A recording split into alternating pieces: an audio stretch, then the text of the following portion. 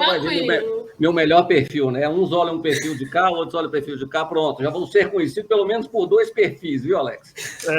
Já estou melhor do que você. Tá certo. O lado bom é o lado melhor Uma hora ainda. eu olho para o pessoal do LinkedIn, outra hora eu olho para o pessoal do Instagram, e assim nós vamos fazendo a publicidade. Né? Exatamente. Não é à toa que a gente faz marketing, não é à toa, não. É isso aí. Bom, pessoal, boa noite. Desculpa o atropelo aí. Não obstante, os 30 minutos antes que entramos e testamos, mas faz parte, né? Tecnologia ajuda, mas de vez em quando ela é um desafio. Legal. Seja bem-vindo, Rony. Vamos começar esse bate-papo. Bora. Qual que é a pergunta que a gente tem que responder ao final desse bate-papo, Bel? Como planejar? A pergunta. Como planejar em tempos de incerteza? Legal.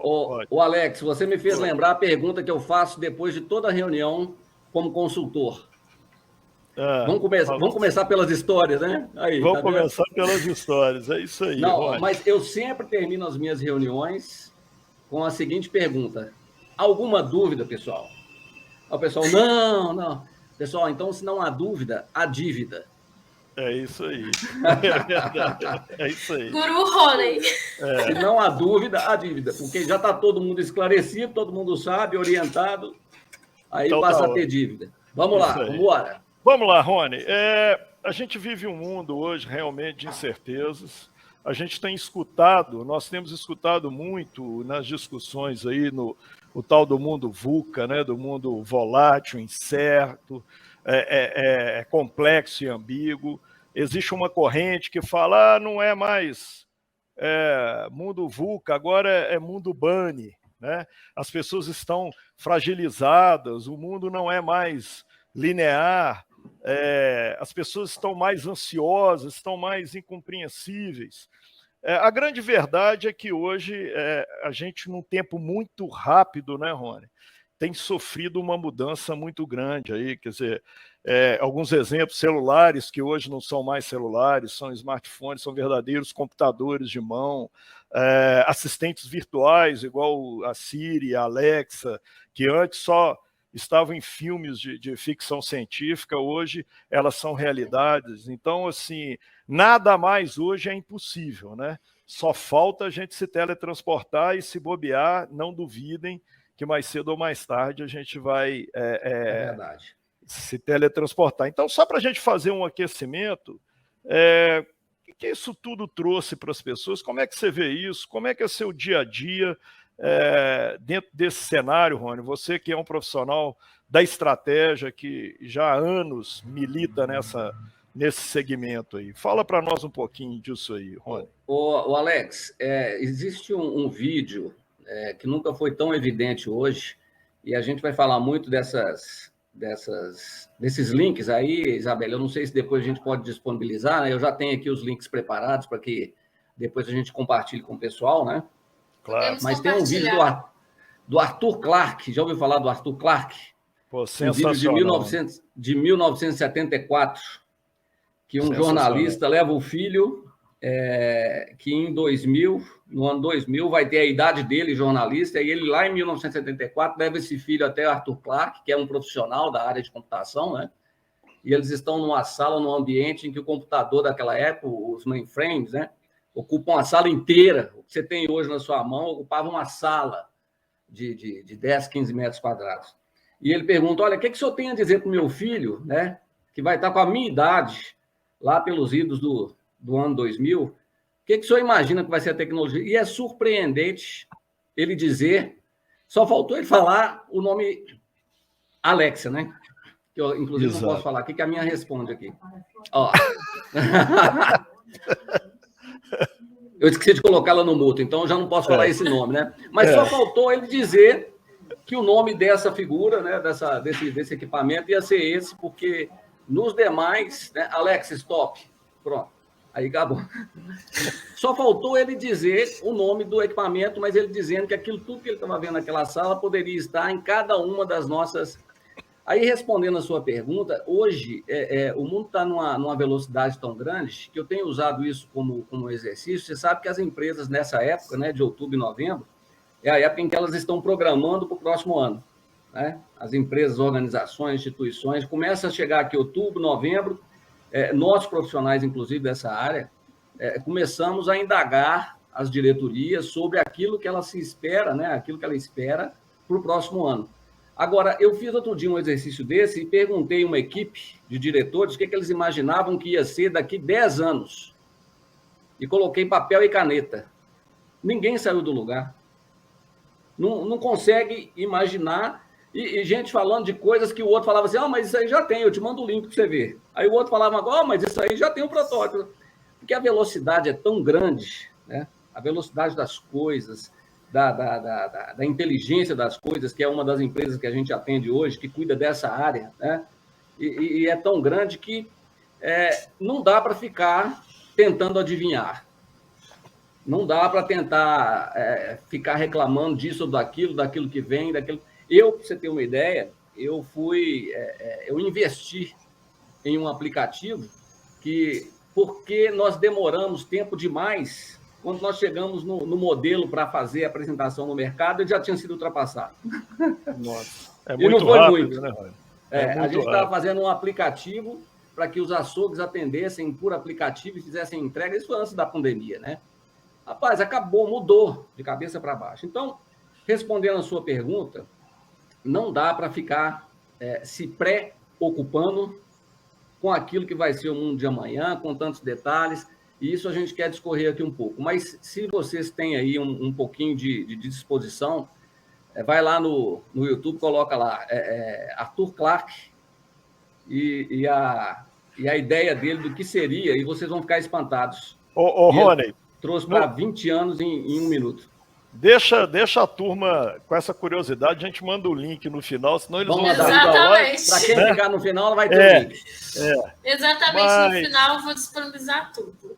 Eu queria pegar o seu gancho, 2 coisas. Primeiro, assim, o Arthur Clarke, realmente, quando eu tive acesso a esse vídeo, eu fui pesquisar mais sobre ele. Ele, inclusive, era muito criticado na época, como um visionário maluco, né? Porque ele previa coisas muito além da nossa imaginação para 1974, 75. Imaginem isso, né? Os computadores ocupavam uma sala inteira com aqueles discos de rolo que ficavam procurando as informações. E complementando o que você disse, a gente fez um exercício também no IBGC, na minha formação lá de conselheiro, que era o Conselho de Administração do Futuro. E foi um exercício parecido com esse seu, e assim, a gente foi instigado a realmente viajar em coisas totalmente absurdas e que hoje não são mais absurdas. Mas aí, puxando o seu gancho, Rony, então, nesse mundo tão volátil e incerto, né, é possível ainda se planejar? O que você tem presenciado no seu dia a dia? Como você tem agido em cima disso? Alex, por incrível que pareça, a experiência de estar nessa área é surpreendente da forma negativa. Né? Eu não sei se as pessoas utilizam como, não vou dizer uma desculpa, né? Mas se tornam como base esse tipo de informação. O mundo vai ficar louco mesmo, a gente não sabe quem vai ganhar a eleição, ou se sabe, ou não sei, o Brasil, já estou preparando meu passaporte, estou indo embora, seja você de um lado ou de outro, não aguenta. Eu acho que as pessoas colocam isso como uma certa desculpa, né? Para não adianta eu ficar planejando muito, embora, né? A gente tem que trazer na balança que realmente ficar fechado numa sala. Eu sou da época que a gente tirava a diretoria do escritório, levava para um hotel para fazer SWOT. Você é dessa época? Né? Sim, claro. Fazer SWOT, aí você levava, ficava o dia inteiro, fazia exercício, o RH ia junto, separava em grupo e tal, e saía dali com uma SWOT pronta, né? Isso. Hoje você faz uma SWOT dessa, daqui 10 minutos você saiu, está entrando no seu carro, ela não serve mais. Né? Verdade. A ação, inclusive, né, Alex? Dizer para o pessoal que a ação em breve vai ter uma ferramenta cuja SWOT ela é feita em tempo real. Legal. No momento em que as pessoas entram dentro de uma discussão e decidem fazer determinadas atitudes ou ações em cima de uma ameaça, por exemplo, já se faz plano de ação, já se faz... Ou seja, hoje não tem desculpa. O planejamento mínimo é extremamente necessário. É extremamente necessário. É como um navio. Aí você vai me dizer assim, não, Rony, desculpa, mas é porque você não conhece a minha empresa. Eu tenho 150 funcionários, eu tenho 200, não tem jeito de planejar, a estrutura é muito pesada. Mas, olha, eu já viajei em navio. A primeira coisa que você faz quando você entra no navio, por obrigatoriedade, já viajou, Alex? Já. Eu tive a oportunidade de fazer um cruzeiro nos meus 25 anos de casado, viu, Isabelle? Depois eu te conto essa história. Eu infelizmente, nunca viajei. Nossa, é uma experiência. Mas a primeira coisa que a gente faz, né, Alex? Para todo mundo, você se instalou, vai todo mundo lá para o Conversa e aprender o quê? Ponto de encontro, gestão de risco, se acontecer alguma coisa, o que vai ter que fazer, a sirene que vai tocar, né, Rony? A única coisa que a gente não podia falar nessa época, lá em cima, fazendo aquilo tudo, era o nome Titanic, né? Alguém soltava Titanic, daí a turma... Mas o que acontece, né, é que você já entra e já sabe o que fazer se. Legal. Alguém podia falar assim, para com isso, comandante. Não, você está brincando, nós vamos daqui, ó, daqui a pouquinho nós estamos ali, ó, navegando aqui, nem alto mar vai ser. Tá? Mas é a obrigação dele, comandante, que está à frente, né, de um transporte que, assim como qualquer outra empresa, tem seus riscos, né, tem as vantagens, tem a sua forma de navegar, mas todo mundo precisa saber o que fazer se o planejamento hoje, independente do tamanho da embarcação, da empresa, consiste em o que eu faço se. Porque se você for reunir para decidir, né, na hora que a coisa acontece, é complicado. Né? Eu tenho uma estatística aqui que é bastante interessante. Vocês fazem ideia, Isabelle e Alex, de quantas decisões a gente toma por dia? Olha, não faço nem ideia. Milhares. Sem consultar. A turma já deve estar no Google aí já. A turma já deve estar no Google aí.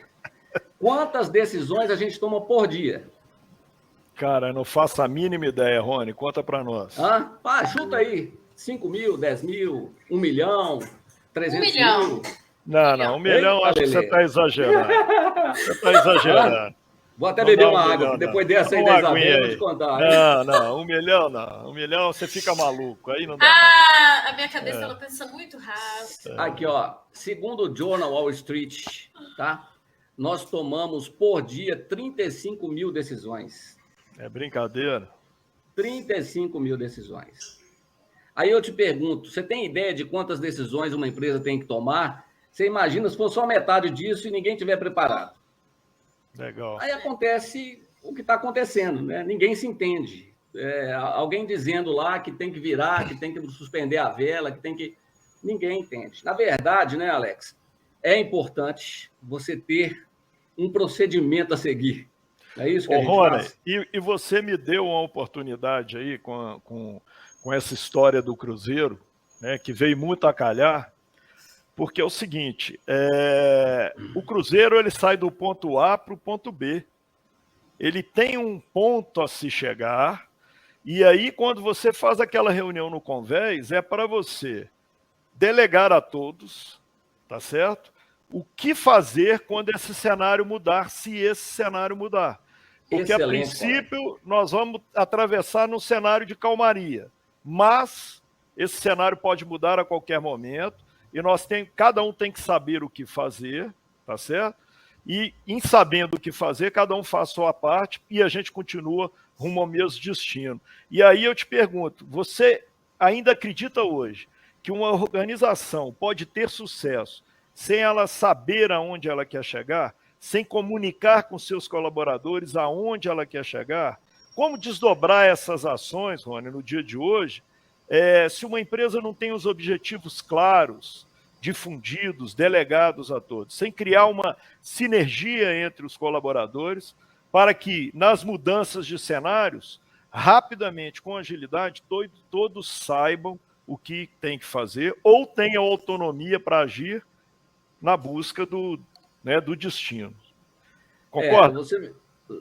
Você me fez lembrar daquela história, né, de que muita gente pode falar aí, olha, meu barco é a vela e nem sempre os ventos são favoráveis, né? E é verdade, você não escolhe o vento que você quer. A verdade é que você tem que aprender a fazer o quê? Ajustar a vela. Exatamente. O problema é que o pessoal não é treinado para ajustar a vela, né? O pessoal é treinado muitas vezes, é orientado a seguir um rumo, e se o vento não bater, esperar que o vento bata para ele aproveitar aquele rumo, porque ele só aprendeu se o vento bater naquela direção. Então, Exatamente. respondendo lá a sua questão do mundo BANI, mundo VUCA, essa questão de ter ou não ter, essa questão do cruzeiro, a verdade é que todos lá dentro têm que ter uma predisposição, flexibilidade suficiente, né, para fazer essa vela estar direcionada a qualquer que seja o vento, né?